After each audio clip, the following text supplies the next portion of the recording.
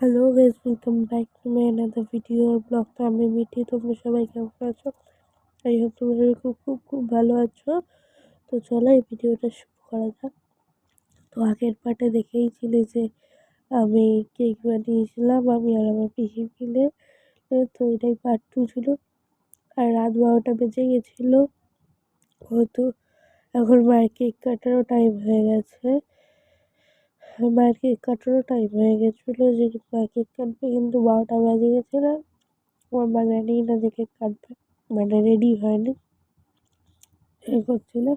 ভিডিওতে নিয়ে নিলাম বলে মা বলছিল যে কেন নিয়ে নিয়েছিস, আর আমার গলাটা শুনতে আজকে খুব খারাপ লাগছে, তারপর আমার জ্বর হয়েছে, মেনলি আমার অবস্থা খুব খারাপ। তো আমার ভয়েসটা একটু আজকে ম্যানেজ করে নিও।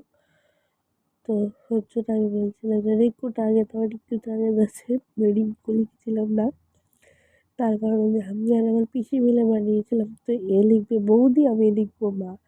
তো এইসব দোনো মনে হয়েছে দূর রিঙ্কি লিখে দাও, যার নাম বার্থডে গার্লের নাম বার্থডে গার্লকেই লিখে দাও। তো সব কথার মাঝে মাকে বলতে একবার উইশ করতেও ভুলে গেছিলাম যে হ্যাপি বার্থডে মা, তুমি অনেক অনেক অনেক ভালো থাকো, আর আমাদের দুই বোনকে এভাবেই ভালোবাসা দিয়ে বড় করো।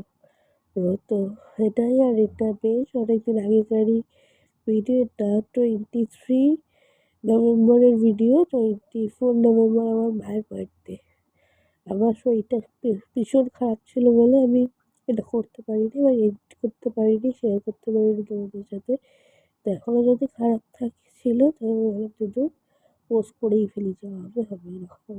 আমার বোনকে আমি বলছিলাম যে তুই কেন মা কাটলো, তুই খাইয়ে দিলি, তুই কেটে খাওয়াতে পারতিস না, ওর সেটা হলো না, সৌড়ে পেয়ে ফেলে, ও সেটা করতে পারলো না। তো আমার মা আবার সবাইকে খাইয়ে দিল, আমার ঠাকুমাকে। তারপরে ফটো তোলা হচ্ছিল, আর মাম মানে আমার পিসি, আমি আমার পিসিকে মাম বলে ডাকি।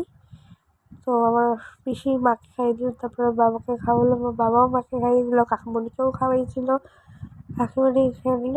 তো আজকের ভিডিওতে